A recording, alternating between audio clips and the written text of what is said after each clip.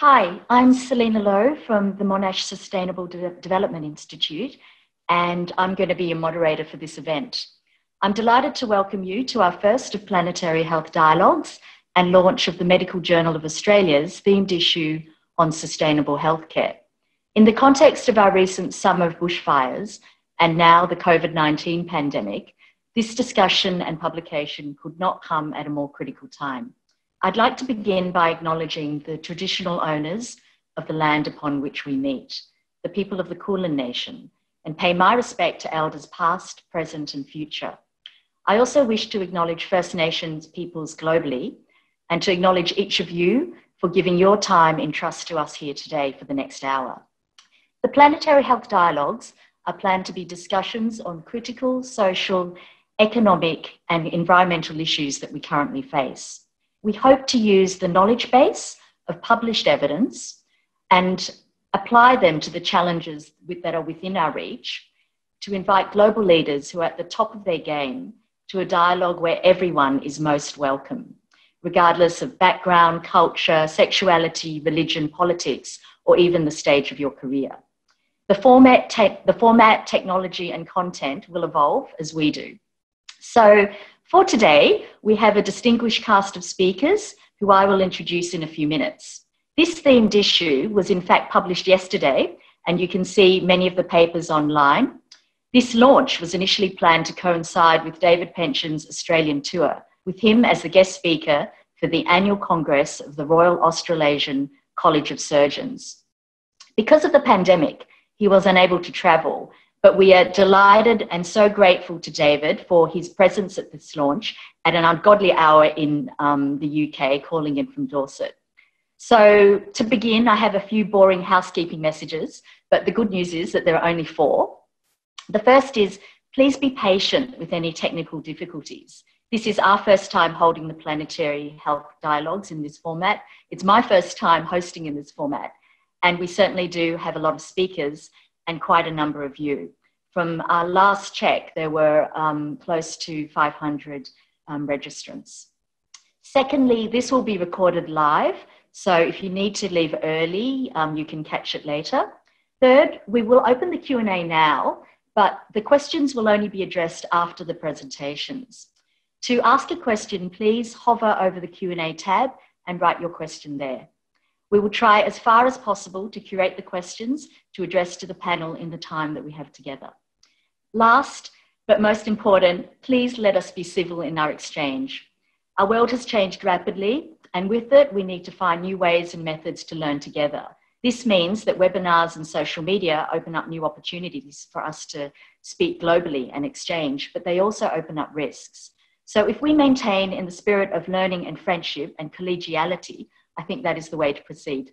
So for our agenda, we will first have welcoming remarks, followed by short author taster presentations from 3 of our authors, and then our distinguished keynote guest, David Pencheon, calling in from the UK, and finally our Q&A. So without further ado, I'm delighted to invite welcoming remarks both from Professor Tony Capon, the Director of MSDI and co-editor of this new themed issue, and from the Laureate Professor Nicholas Talley, Editor-in-Chief of the Medical Journal of Australia, who needs no introduction to the medical community in this country for his leadership at the MJA and then in the multiple titles that he still currently holds. So over to you, Tony. Thanks very much, Selina. With the raging bushfires in Australia last summer and now the pandemic, environmental health issues have never been more prominent in our country or indeed around the world. Health systems are currently scrambling to respond to the pandemic. As health workers, though, when we look ahead, it's important that we also address the environmental impacts of healthcare itself. That's what this MJA themed issue is all about. Sustainable healthcare is not just about economic viability. It's also about reducing the environmental footprint of healthcare. Certainly, we need to be more energy efficient in our hospitals and health centres. We also need to rapidly transition to using only renewable energy.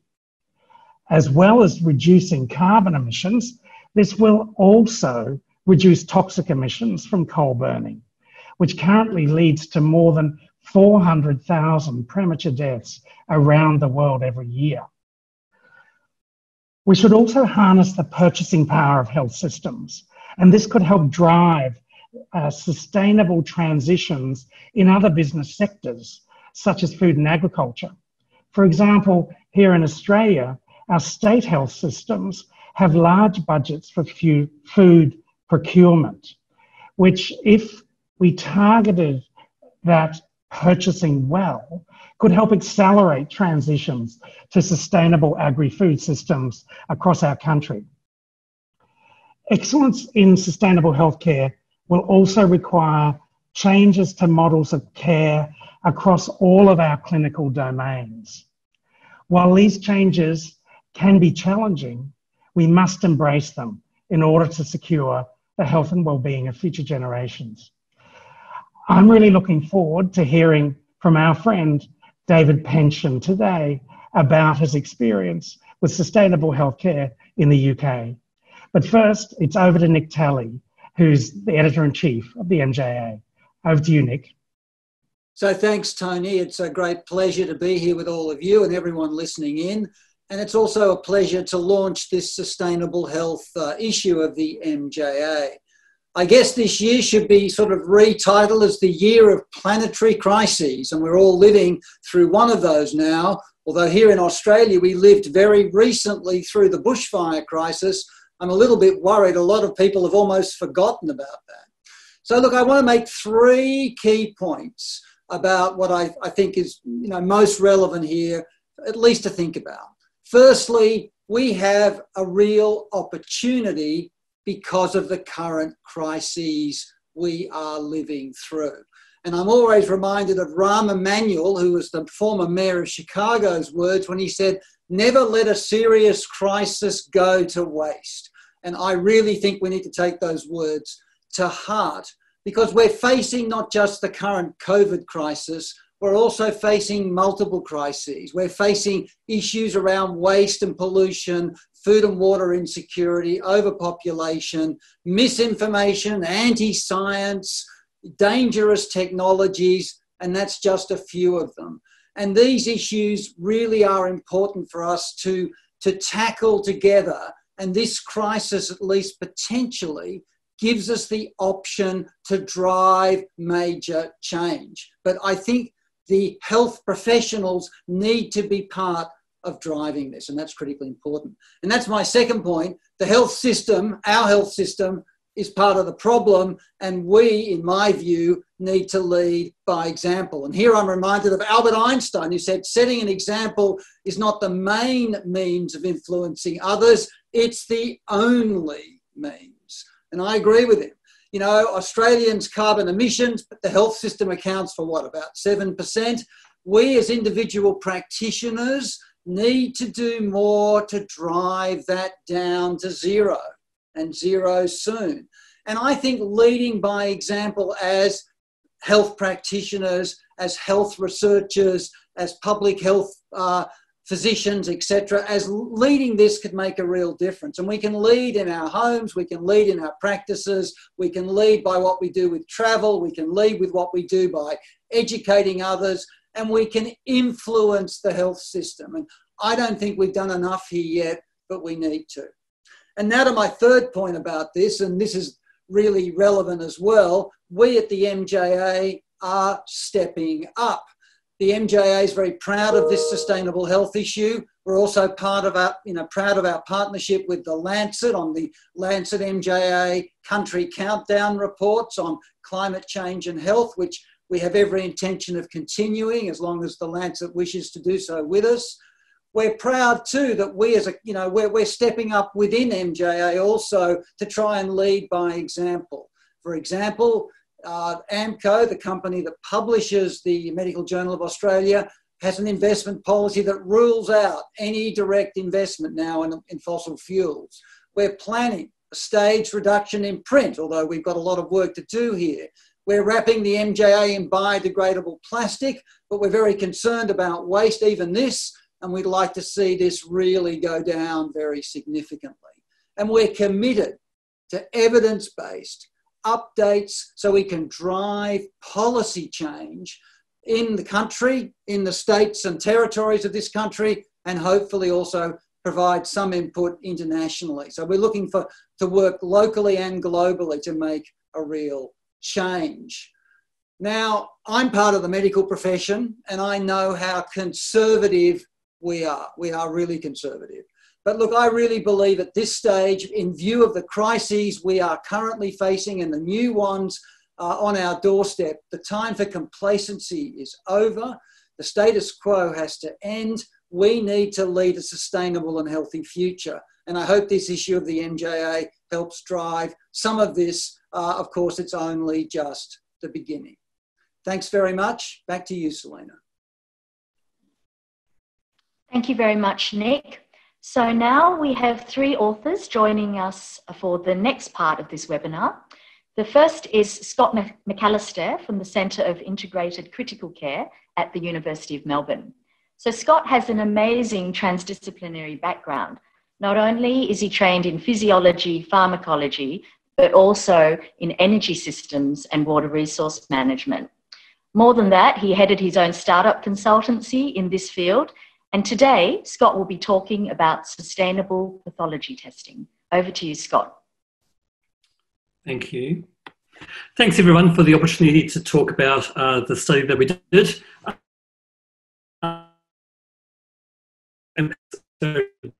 Testing in the hospital setting at Austin Hospital and Sunshine Hospitals here in Melbourne. And we looked at arterial blood gas, full blood examination, coagulation profiles, urea and electrolytes, and C-reactive proteins. Now, to do this, we use something called Environmental Life Cycle Assessment, or LCA. LCA looks at the impacts of products or services over the whole life cycle of going from raw material extraction, so that's things like mining or agriculture, material processing, such as turning ore into metals, making things into parts, using them, and then the end of life. Now, looking at the whole life cycle is important for a number of reasons. If you make a change in one stage of the life cycle, you can cause a shift an impact to another stage of the life cycle or to another environmental impact. A good example of this in healthcare is there's a desire to reduce the use of single-use plastic items because we see lots of plastic going to landfill. But quite often this can result in a greater greenhouse impact due to the sterilisation of reusable items. There are, just trying to get the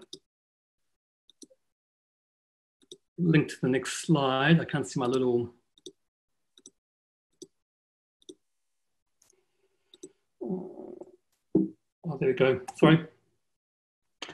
Now, there are two ways of doing life cycle assessment: attributional and consequential. Attributional is almost like an accounting way of doing things. You've got the total impact and you divide it between all those things that make up the impact. And consequential, there's a different question. We're asking, what is the impact of an additional item? So using the train as an example, the train's running regardless of whether there's a passenger hopping on it or not. Each additional passenger means that there's only a small additional weight for the train's engine, so a small impact. Compared to attributional, we are taking the impact of the whole train and dividing it amongst the number of passengers.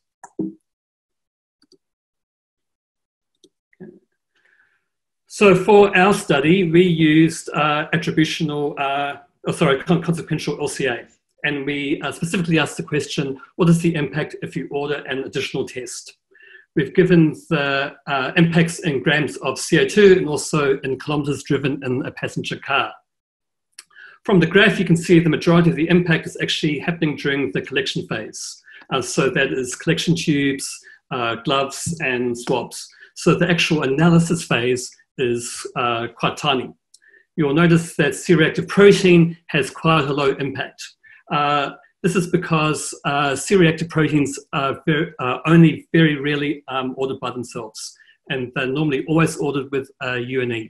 So using the train analogy from before, the UNE is like the train that's happening anyway, and the CRP is just acting like an additional passenger. Whilst in you may have heard the mantra of reduce, reuse, recycle. For pathology testing, there are no real opportunities to reduce or recycle. And that's the same for most of healthcare because there's concerns around infection control. So therefore, the only real opportunity to lessen environmental impacts is to reduce. A meta-analysis from 2013 found on average 20% of tests are unindicated, which suggests that there's a very real opportunity to reduce impacts without changing clinical outcomes. Thank you.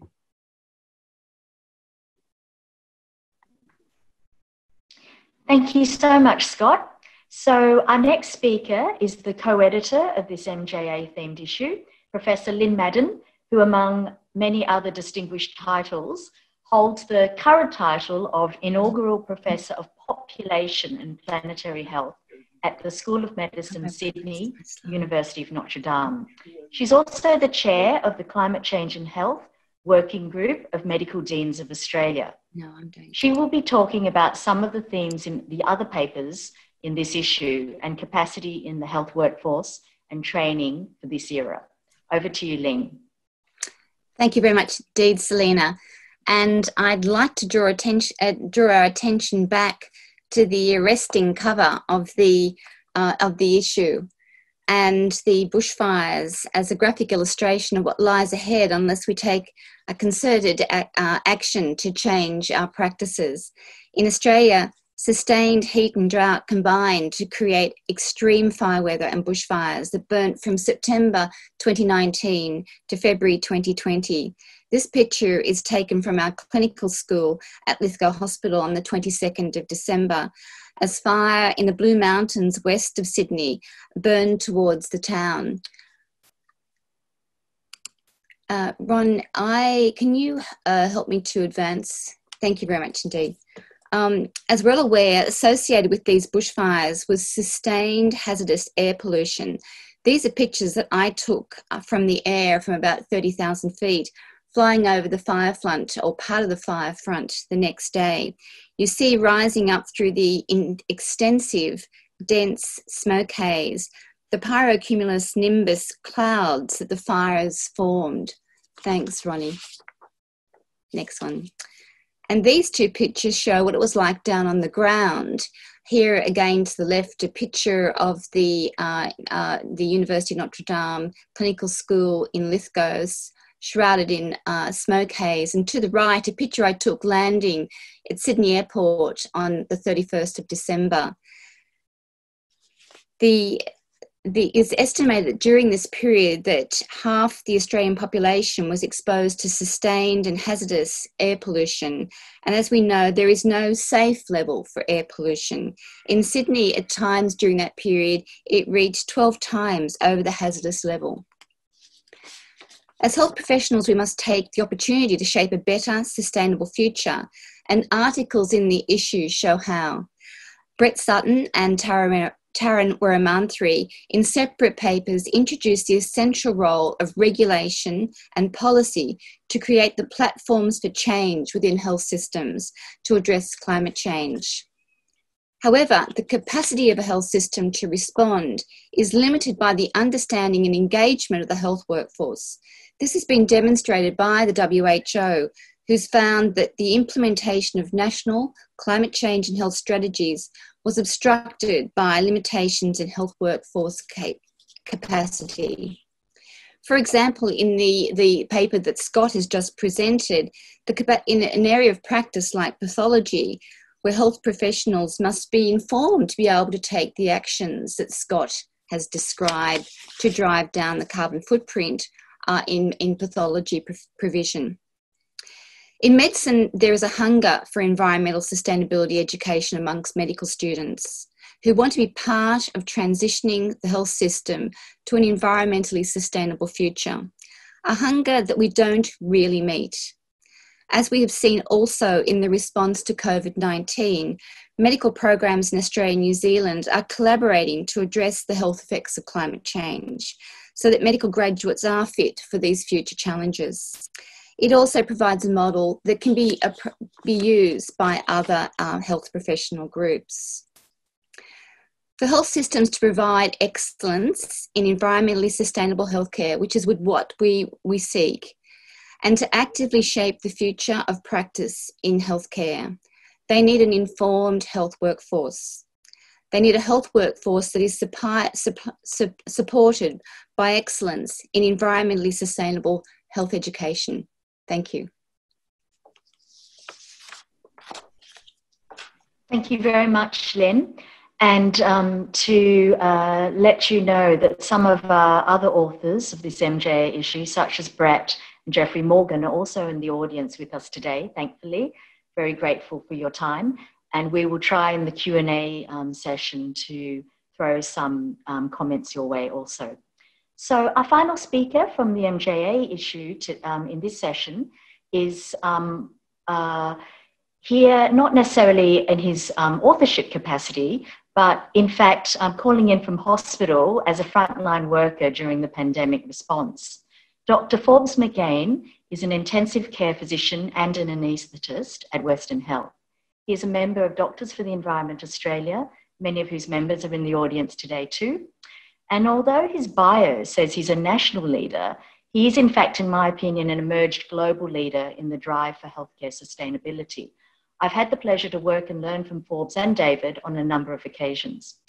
As many of you clinicians know, access to PPE has been the source of much stress, trauma in many countries. The lack of it has risked infection among many of our healthcare workers. Like clean air, water, sustainable health systems, PPE is in fact thinking about what sustainable supply really means. Forbes, we would be interested specifically in what you think, in your experience, in terms of the differences in response to COVID-19 and to climate change that you see as a frontline doctor with good experience of the health impact of both. Over to you, Forbes. Thank you very much, Selina. And thanks to the MJ for this interesting and very worthwhile edition. Yes, it's quite interesting thinking of the contrast couldn't be greater with how COVID-19 has affected my working life and all of our lives, but particularly in hospitals, compared to climate change and the climate crisis. The contrast couldn't be greater because the COVID-19 is something I can say, you've got that SARS-CoV-2 virus and we're going to isolate you and I'm going to wear PPE or personal protective equipment. And you can't label Forbes McGain with climate change because we've all got climate change. It affects us all. It's a very different story, and people talk about this wicked problem that exists with climate change as opposed to, say, a virus, which you can label everyone with if they have it. And the whole issue of personal protective equipment is an interesting one because I think it shows in stark contrast how global supply chains, the externalities of a globalised world can quickly unravel when you've got something like a pandemic, because we are at the end of a supply chain that originates far away from us for the delivery of gowns and gloves and N95 masks and even surgical masks. And I think it just shows you how problematic it can be in not having local manufacturing and local reusing of products. And a really good example of that was when I suddenly just thought to myself, and I said to some of my colleagues, I said, do we actually even have a reusable infection control gown at all? Does it exist? And I went and looked a bit about this because we do, at Western Health, where I work in Melbourne, we do have some reusable surgical gowns still, which are called level 3 gowns. But to be an infection control gown, you need to be level 4. And we don't have any. We just don't have any, and I don't know anyone anywhere in Australia who has reusable infection control gowns. And I thought, well, this is a virus that just can get, removed with a bit of soap and 60 degrees hot water. You can eradicate the virus relatively easily. In fact, more easily than if you're washing a gown with blood, down with blood from a surgeon's work, for example. And so it begs the whole question of how do we move forward to make a more reusable, a more sustainable, and more within the hospital process, rather than relying on these wild global supply chains, which affect, as you know, also very much pharmaceuticals. And so I'll just maybe end with, I don't know if Ronnie's got a picture at least of some of the other work we've been doing with all sorts of interesting work we're doing with engineering in particular, to try and think about how we can try and reduce the risk to patients and try and reduce the risk to staff as well with personal protective equipment, devices that will actually improve outcomes for patients and allow them to have non-invasive oxygen, face masks, and reduce the risk to staff from developing infection from COVID-19. Ronnie, I don't know if you've got a picture there for the audience, if we got that from the, perhaps not, but there we are. Okay, so this is an example of the hood as we talk about. So one of the first things, so what this is designed to do is as negative pressure, a small negative pressure room in a sense within the hood. The patient goes within the hood there, is a bed you can see. It flips down like a pram hood does. And it's got a little fan at the back with a HEPA filter. So it basically draws air away. And this is something we're thinking about because we thought, well, we don't have enough negative pressure rooms, so let's develop this. Some of my colleagues quite wittily said, oh, well, you know, you're wasting all that plastic. But the good thing is with the plastic, we can actually wash it. So we're trying to be as sustainable as we possibly can. Thank you for your time. Thank you very much, Forbes. So now to our distinguished keynote guest, calling in from Dorset, Professor David Pencheon. David is the founder and former director of the Sustainable Development Unit, NHS England and Public Health England. He was previously director of the Public Health Observatory in Cambridge and has worked as a clinician, director of public health training within the NHS R&D program, and also previously with NGOs in China. He's an honorary professor at UCL London and a visiting professor at the University of Sydney Centre for Environment and Sustainability. David is many things in his career and distinguished titles, but among all those things, for us who've seen him at work, he is really a catalyst for change through his conversations. Not only his vast knowledge, which he is very generous to share, but his extreme generosity of time and patient effort to helping communities and groups adapt their context to a more sustainable future. I'm delighted and honoured to welcome you virtually to Australia today, David. Over to you. Great. Thank you very much, Selina, and thank you and welcome to everybody around the world. I'm just going to briefly try and emphasize and echo some of the great words and deeds we've already heard on this webinar, and really pay a little bit of attention to the experience we've had in the UK on 12 years really of work in this area funded by the state. So all I'm going to do is highlight three important lessons. So if we just move on, Ronnie, to the slides, if we can.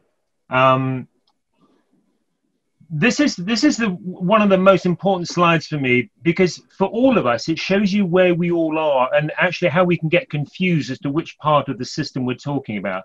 I just want to spend a couple of minutes here. This is around, the red is the bad news and the green is the good news. This is where the health and care system has, we hope, a positive effect on health.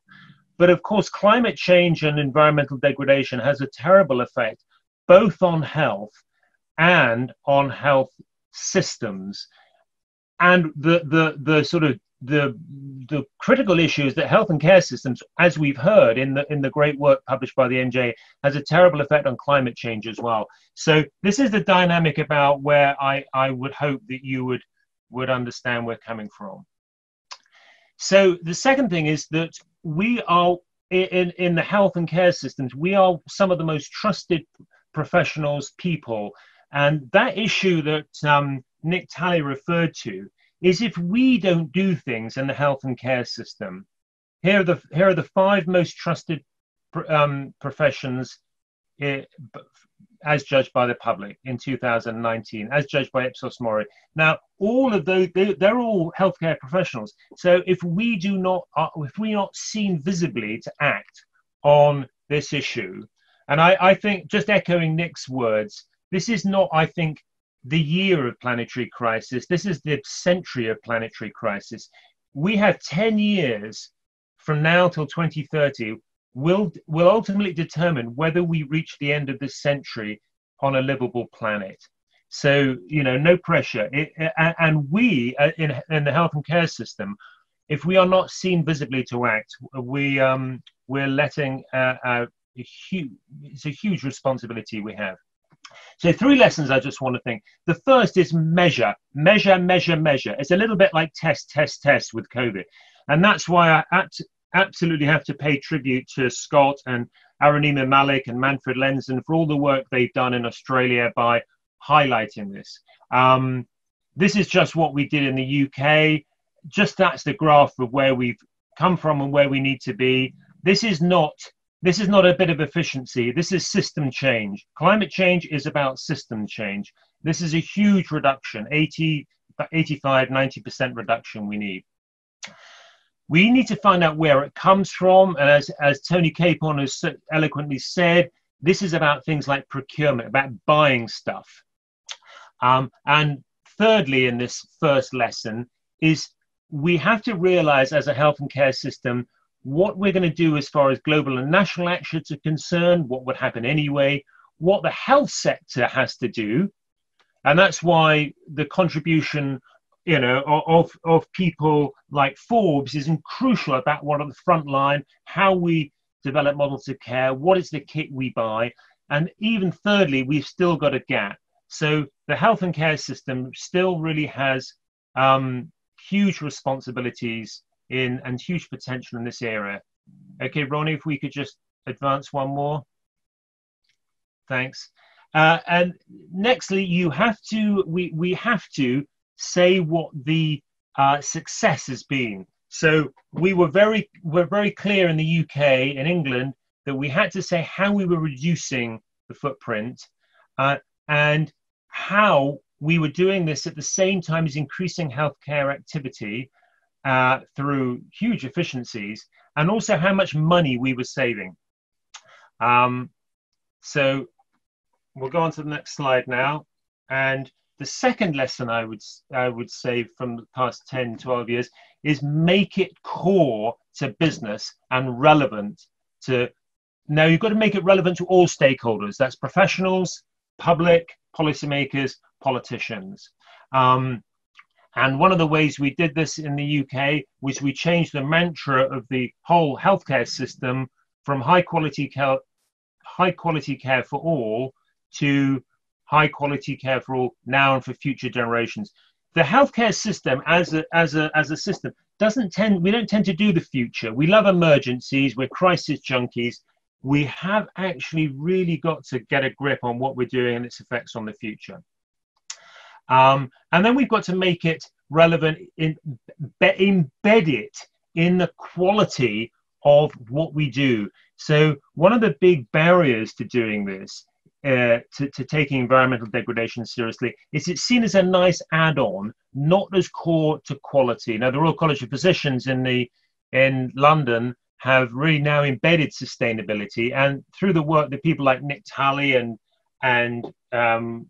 other colleagues in Australia have done, it's quite clear that you're embedding that in the quality issues in Australia. And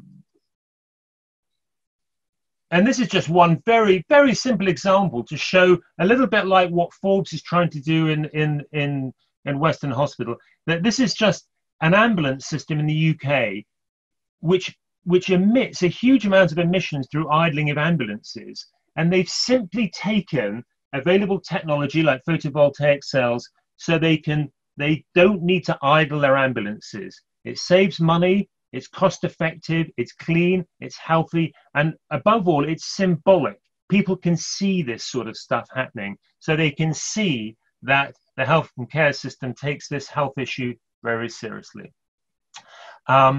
So the last issue before we go on to the Q&A is about communication engagement. This is absolutely key. And if there's one lesson I've learned in all these years, it's to stop calling climate change an environmental issue. Clearly it's an environmental issue, but as a health professional, it's important to call it a health issue. And this is what was learned through a lot of work in the IPCC and all those people contributing to that, is that we have to stop talking about it as just an environmental issue over there. It's a health problem now, and thus health professionals have a huge opportunity to do something about it. Okay, Ronnie, if we could just move on a bit more. Thanks. And just to sum up, really, so it's very important when engaging and talking to people to understand where they are coming from. So the biggest lesson in, I think, communicating is listening to where people come. And Tony was saying about an economic frame, the legal frame, but there are so many other frames. And I just want to point out the legacy and leadership frame. And if it weren't for people like Nick Talley and Richard Horton at the Lancet and Fee Godley at the BMJ, we wouldn't be normalizing this as much as quickly as we have been. So a huge recognition of that fact. So lastly, remember that taking action on climate change and sustainable development in the health and care system is not a nice add-on when you can do it. It's not a trade-off. These are health co-benefits. We would be doing this anyway. We would be saving money. We would be preserving nature. We would be having more sustainable procurement pathways. So there's a win-win here. So if there's any sector in the world that should be taking a visible lead on this, it's the health and care sector. And I suppose the last slide, Ronnie, if we can move on one more slide, that sort of sums up how you can synthesize a communication message and lighten it as well, so that we don't come across as so worthy. So I'm very much looking forward to the Q&As, and thank you, Selina and Nina and Tony at the SDI for hosting this fantastic webinar. Thank you very much, David, for joining us. So the current situation with our Q&A is that we have a few questions that have started to trickle in, and we've had a few of you email us before this, in fact, started. I will start to put live some of the questions from lockstep with expert science, mainly. So with politicians in lockstep with expert science, is this the moment in time where we can renew the focus on evidence-based policy and practice for sustainability? Over to you, David. Yeah. Did you hear the question? Well, yeah. Yeah, I heard the question. I mean, I think one of the issues is that and COVID's a very good example about this, is that when things really hit the fan, we dive into our emotions about what we think need to be done rather than looking coolly at the research. And I guess we panic. And I think there was a very good editorial in The Economist saying that this is at times like climate crises or COVID crises, it's when you need science more than ever. Now, that doesn't mean to say that you have to wait years and years for long trials to come through. Not all science takes that long. But there's a great temptation when things get tough to resort to our emotions and our beliefs and our faiths and dogma. So absolutely, never has it been a better time for evidence. And that's why the critical role of journals in this, in not only publishing good evidence, but commissioning good research so that people know what's on the horizon. Thanks very much, David. So I would like to link this question to you, to one of the authors who I know is in the audience, Geoffrey Morgan, Professor Morgan at the University of Sydney, an expert on air pollution and also climate change and health. I'm hoping that, Ron, you can connect to Jeff, and Jeff, to give you a couple of minutes both to answer specifically to this question on the focus on evidence-based policy and practice, whether it's this is the right time, and perhaps also share with us some of the main messages from your piece in the MJA also. So while we're waiting, we'll see if we can put some other questions live. So there is one. We have people calling in today from all around the world, including Hong Kong, Oxford, Cambridge. I didn't realise that we have Trish Schwertel on the board of MSF, who is a climate change and health expert, also calling in from Germany. And she is asking a question to Tony. She asks, Tony, we're talking about planetary health more and more in health, but then we go on to talk about carbon reduction in healthcare and climate change and health, a narrower view. How do you suggest that we truly engage in other planetary boundaries as health professionals? Biodiversity, land use change, nitrogen flows, they seem far away from us to influence as health professionals. Yeah, Tony, over to you. Thanks, Selina, and thanks, Trish, for the question. I think it's a really important one because my core work, certainly for the last 3 decades or so, has been well beyond what we might call a formal health system, working, as you say, Trish, with other sectors, whether that's the urban transport sector, the housing sector, the food and land use sector, for example. And of course, importantly in this country, we need to be influencing the energy sector to accelerate the transition to renewable energy. So those are all critical things. And I think it's important that at least some health workers are reaching out well beyond the formal health system, the hospitals and the healthcare centres, the general practitioners, the nurses, to reach out and engage with, to work with, to encourage, to require action in other sectors. But importantly, what today's about is really making sure, I think as Nick Talley says in the editorial for the themed issue, making sure that our house is in order. As healthcare workers, there's more that we can do in our own work. And I sometimes refer to the need for a planetary consciousness in all the work we do. Whether we're a health researcher, a health policy maker, a practitioner, an educator, we need to be reflecting on the implications of the decisions we make, the things we do, not just for the patients who we're caring for, but also for the health of the earth. And that is part of the legacy, part of thinking ahead. As David said, thinking about future generations. It needs to be a critical part of what we all do to reflect on the future. Thanks, Selina.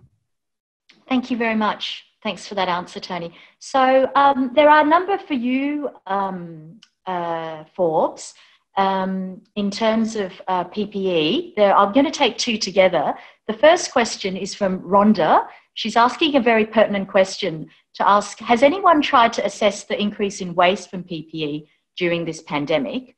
And then the second question is from Misha, the Global Health Alliance. She asks both Forbes and David, with regards to reusable PPE and other surgical basics like drapes and sheets, given what was said before about the life cycle costs of single-use plastic versus sterilisation, etc., how does single-use PPE stack up environmentally against reusable items? And secondly, if you can answer this also, if reusable items do stack up, can we use the crisis of this pandemic to steer the tertiary health sector, especially away from single-use plastics, and to support the local manufacturer? I don't know which of you was first, perhaps Forbes. That was 3 questions, Selina. I'm male. Sorry. The first one, has anyone tried to measure? So not during this pandemic, and I think it's a pretty easy thing to do, but we'll probably have to do it at the end of the pandemic. You could basically just look at the procurement requirements of a hospital. It's pretty easy to say, well, here's the year 2020, for example, years since the pandemic started, and then look at a similar period in the past. But it's pretty obvious to me, for example, one patient in one ICU that I work at for one day use more than 100 disposable gowns for that one patient. You would normally not use any of them. So it's pretty easy to see that, that's a pretty obvious problem. What we're able to do is reduce the amounts of it, but that's another story. The next question, so I'm already lost there. If you're comparing reusable and disposal, I think it was along those lines. Is that right, Selina? Yeah, okay. And I know Scott could give further discussion about this, but essentially a lot of it will depend very much on exactly what you're doing and how you're doing it. So if it's a gown and it just needs to be washed, but it's not sterilised, and that's really important. Washing it doesn't use anywhere near as much energy as sterilisation when you go above 100 degrees for a steam steriliser, for example. It depends on the type of sterilisation, but let's just stick with steam sterilisation. So that's really important, because this gown, like an infection control gown, it doesn't actually have to be sterilised, because as soon as you open it, it won't be sterile. It's not like a surgical gown. So that's really important to know. The second point is, of course, where you are. That's important as well. I know it's the whole story, but if you're in New Zealand, then the whole world, the whole universe in New Zealand should be reusable. It's a bit harder to tell that story if you're in Victoria, which we're based on brown coal. But your energy source is actually really important as well. And probably thirdly, it's also how you actually use your sterilizer or your washing machine, that sort of thing, really using it very efficiently rather than just sort of having it half full because people couldn't be bothered filling it up. So the answer is it depends, as Scott, I know, will sort of wryly smile, but it does depend. But certainly there are, in general, certainly for gowns, reusable gowns are better than disposable. There's been about 5 or 6 studies now that have shown that. That might be a very different story for other types of equipment. Selina, will I answer the third question? Because I've actually forgotten what we used. Well, there is actually one other that we want to answer live. It's from Grant Blaschke. And it's linked to this. Do you think that the COVID crisis is going to help or hinder action on sustainable healthcare? And perhaps David or yourself can answer this. David, you. Yeah, that's a really good question. I think it's going through a lot of our minds. I think the answer is yes and no, of course, because no in terms of, we're crisis junkies and clearly everybody wants to be treated well regardless of reusability, but there are pragmatic issues, as Forbes has said. I think in the long term, one has to be a pathological optimist in these situations, otherwise we're all doomed. But I think it's going to have what Tony Capon referred to. It's got to increase our interconnectivity and planetary consciousness. I know that in the heat of the situation, we'll do anything to save lives. But I think one of the discourses that will come out of this, and in fact is already established in COVID, is there are direct health effects, people dying of viral infections, but there are indirect health effects. Now that could range from poverty, it could range from economic collapse, it could range from the pollution from incinerating disposable kit. And we may well find that the indirect health effects of this pandemic exceed the direct health effects.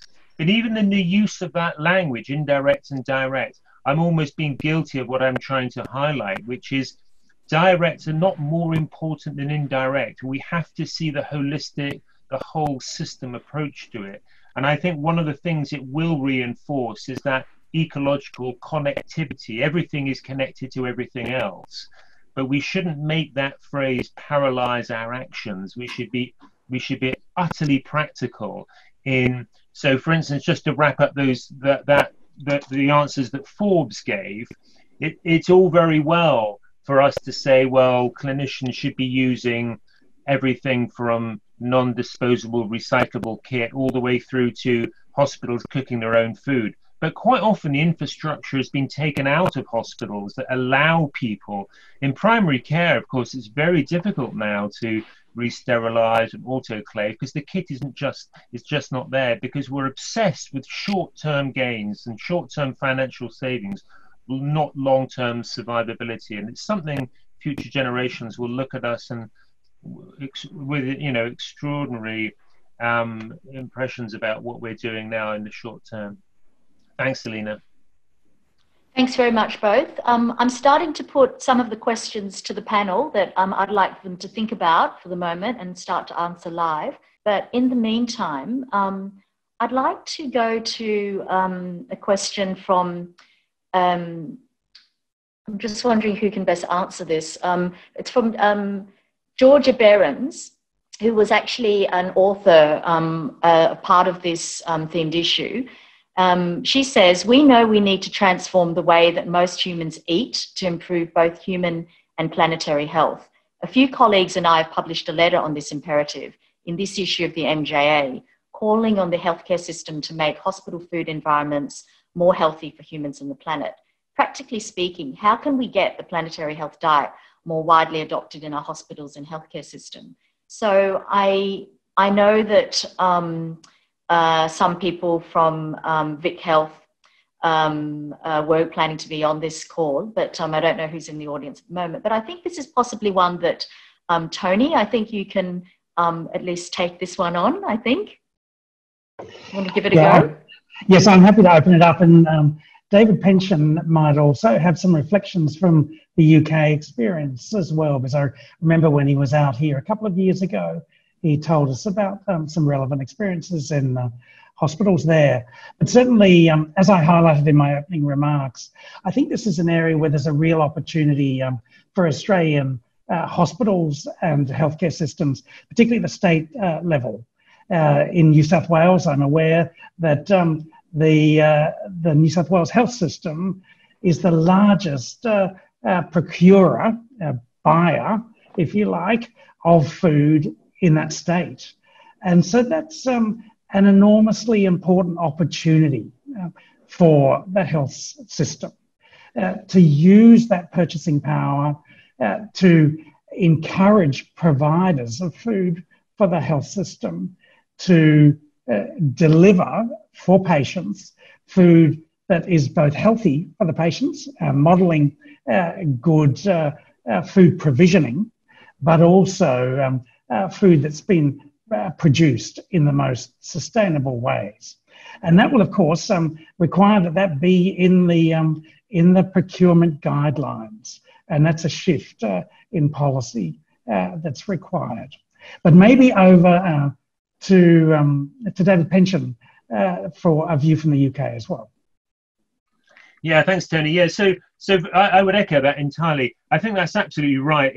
It's coming back to the example issue that Nick Talley referred to, that the food you get served in hospitals, well, not only is it part of your recovery process, but actually it employs people, it can keep things local, it can promote biodiversity local. There was one stage in the English healthcare system where the vast majority of food in English hospitals was actually cooked in Wales and trucked overnight in plastic cooked chills. It was probably the most unecological food system you could imagine. And actually in places like Nottingham and North Staffordshire in England, it's now turned around to be one of the most environmentally sustainable and circular economy-like systems. So it shows you that change can happen, but change in a good direction does not happen automatically. You need proactivity and vision and collaboration. So I think food is a fantastic entry point into how the health and care system can become more sustainable. Thanks, Selina. Thanks very much. So I have one question from the students or the new graduates. V. Tran, Dr. Talley, we love your textbook. I don't think there's a single medical graduate doctor alive in Australia who hasn't read your book, Nick, including myself. How can we get medical students to care about health systems, planetary health, when they have so many competing study priorities? I would like both Lynne and Nick perhaps to take on this question. Perhaps start with Lynne and then go to Nick, if that's all right. Sure. Thanks, Selina. I think the way to sort of embed environmental sustainability across the curriculum is to integrate it so that it doesn't sort of sit off to one side. It's relevant, as all of our speakers have shown, to all areas of clinical practice.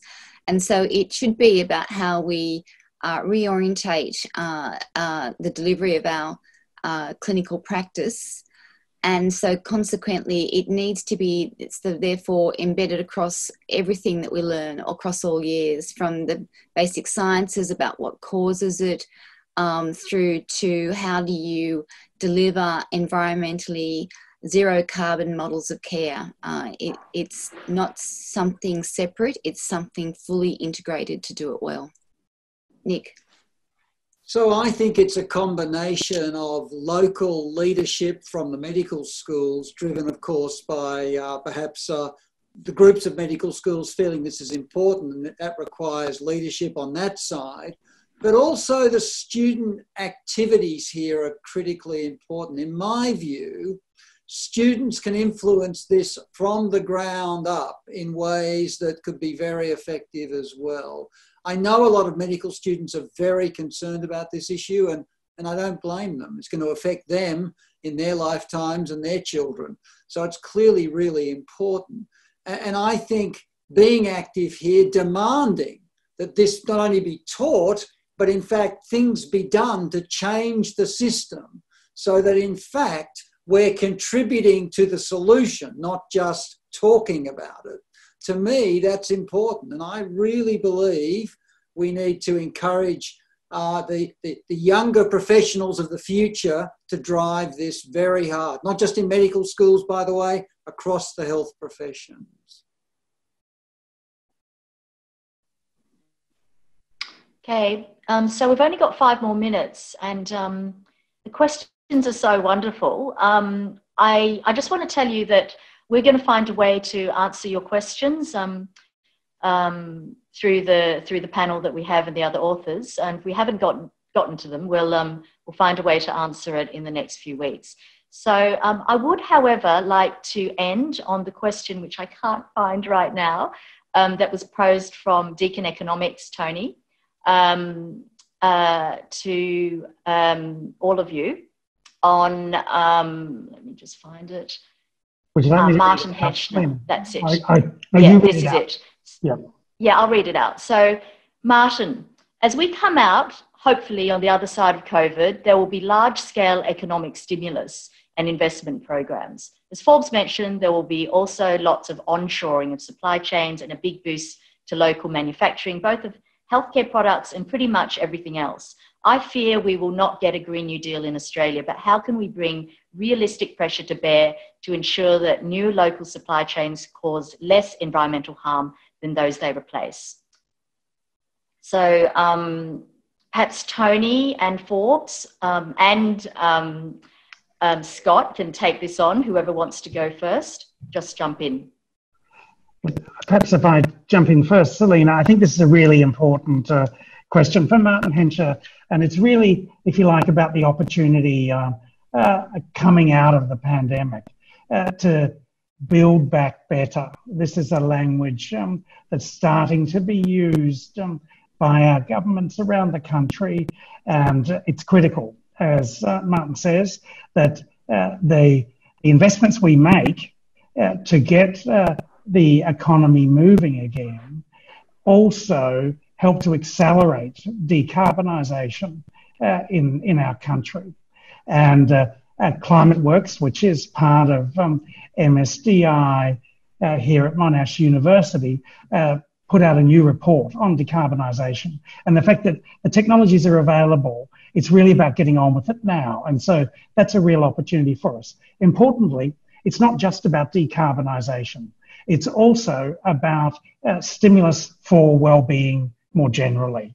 If you like, it's about stimulus that helps deliver the 17 SDGs. But I might pass over to Forbes as well for a comment. Thanks, Tony. I think it's a really interesting question, one I've been sort of thinking about for a little while now, because as David Pencheon said, the whole issue of being, in general, more environmentally sustainable is also about security of supply. It's about resilience. It's about having local manufacturing and working together to make it a better world. I really think that the pandemic has revealed that in all its troubles. And a good example of this is, you've probably heard, one of the Melbourne companies, and there's a WA company, there's also a New South Wales company, they're trying to build ventilators. Well, we used to make our own ventilators. They used to be called Olcos. I used to use them. We got rid of them 20 years ago because it was just easier and cheaper in other nations to make it. But the pandemic reveals the worries of how that is an unsustainable solution when everyone is grappling and wanting ventilators, for example. And the same would be with PPE. I think it's a really interesting, it's a difficult question, but I think it's a really important one that we as a nation need to really think very carefully about, because this won't be the only pandemic. Pandemics are completely predictable things, and there'll be more of them as we keep destroying more of our planet. Much.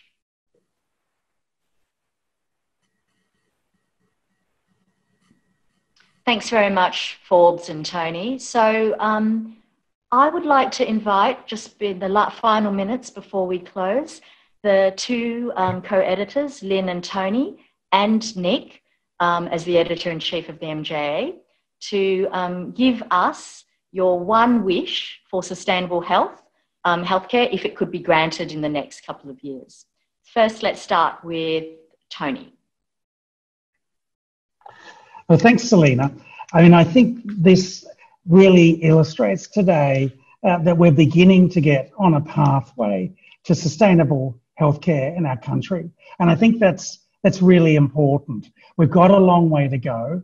We're seeing in different jurisdictions around the country, different opportunities emerging. But really, the wish for me is that we get better at sharing what we've learned. Today, we've learnt more from David Pencheon in the UK, but it's really about sharing better across the jurisdictions, across the health services, between individuals. And as Nick said before, between all health professionals, not just doctors. Thank you, Selina. Much.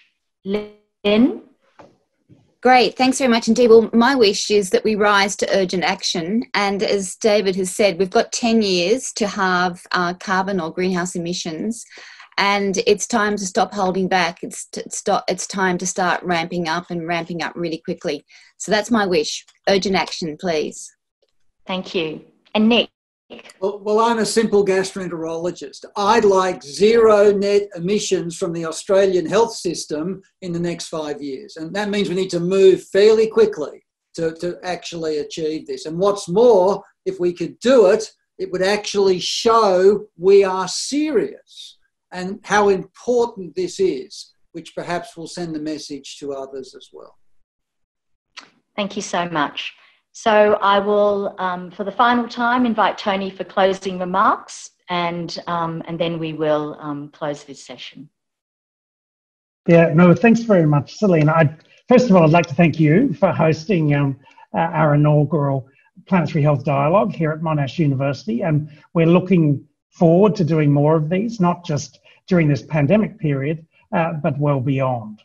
I think it's shown the opportunities here to really connect across the world and do it in a way that requires much less carbon emissions than us having to hop on the plane. It's of course disappointing that David Pencheon couldn't be with us here in Australia for the Royal Australasian College of Surgeons conference. And Lynne and my co-editor of the themed issue, of course, was Phil Truscott, the immediate past president of the College of Surgeons. And so we hope that this has been useful for the participants. I note we went well over 300 participants during the peak. And of course, we've recorded this as an opportunity for people to engage beyond. But thanks to you, Selina, thanks to all the participants and to the speakers, of course. And we look forward to the next Planetary Health Dialogue. Thank you. Thanks very much, Tony. So to all of you, thank you. Thanks to the brilliant MSDI team behind the scenes who pulled this event together at an unprecedented short notice. Nina and Ronnie, I want to name you. Thank you very much. As Tony said, it's our first dialogue. There'll be more to come. Please stay safe, keep your discussions alive, and thank you all for your leadership and efforts. We'll see you next time.